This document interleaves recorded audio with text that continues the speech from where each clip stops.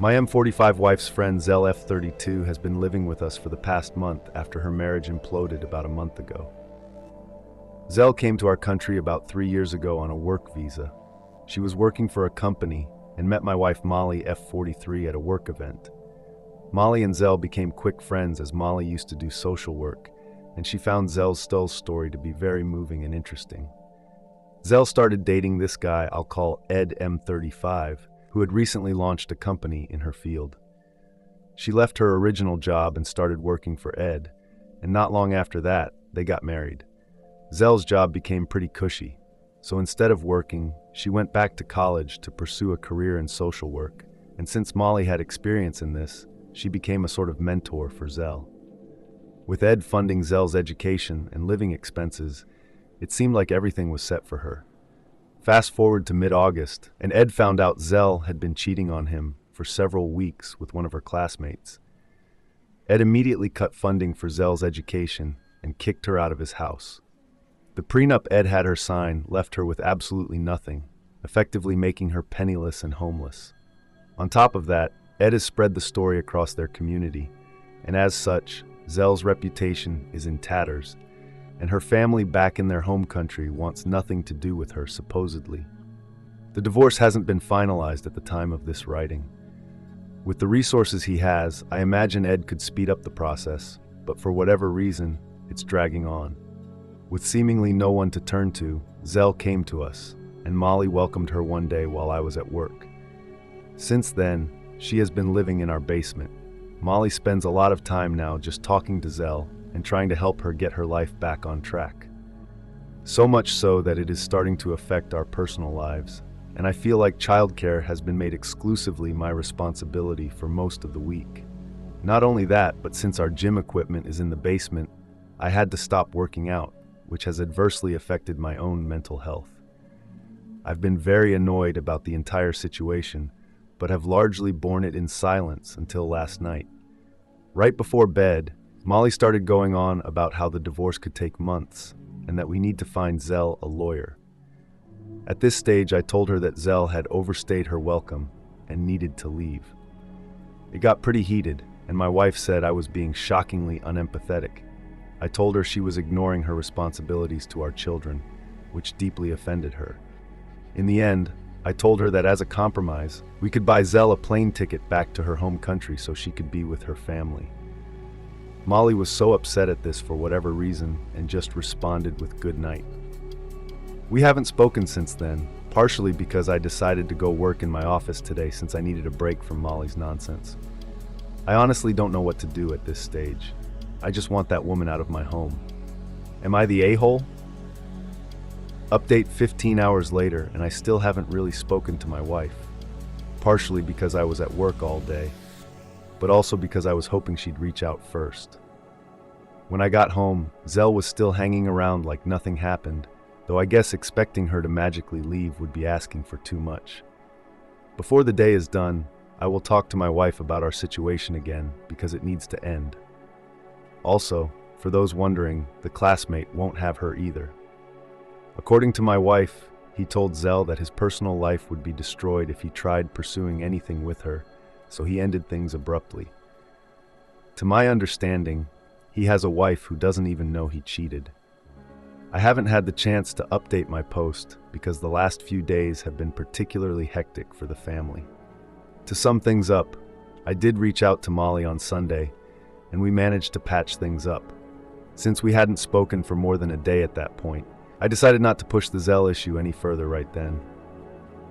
Fast forward to early Monday morning, and we get a call from Molly's sister. Apparently, their father had a serious fall in the bathroom during the night, and their whole family is flying out to check in on him. Molly booked her flight soon after the news and left yesterday, Tuesday 24th. She hasn't booked her return yet, but I'm guessing she'll be gone 10-15 days, depending on the severity of her father's injuries. In the meantime, I've been totally swamped with work and taking care of the kids, but Zell has offered to help out where she can. This morning, she made breakfast for all of us and even packed lunches for me and the kids, so I don't really have any complaints at the moment. Last night, she did some laundry and straightened up the living room and playroom as well. So far, I'm pleasantly impressed and figure I'll keep my mouth shut for now, depending on how things go from here. After reading a few comments, I'd like to assure everyone that it is extremely unlikely that Zell will try anything suggestive.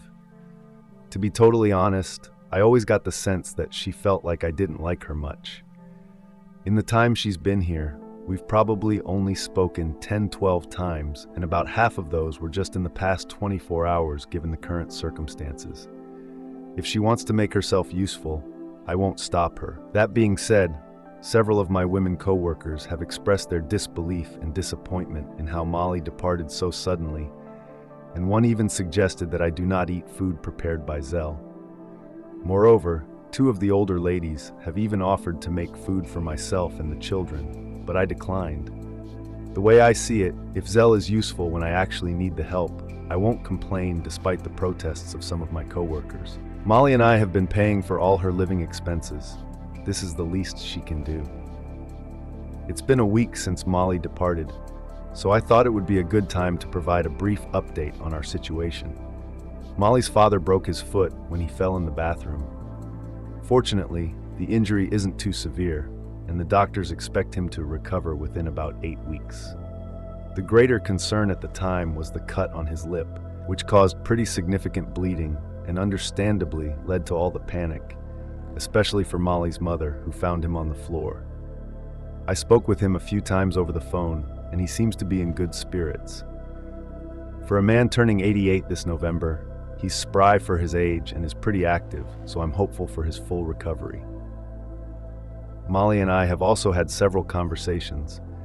While she initially intended to stay longer to help her parents adjust, her mother has been adamant that she return home.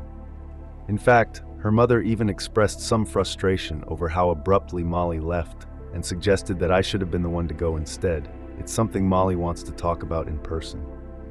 Molly's return flight is scheduled for October 10th.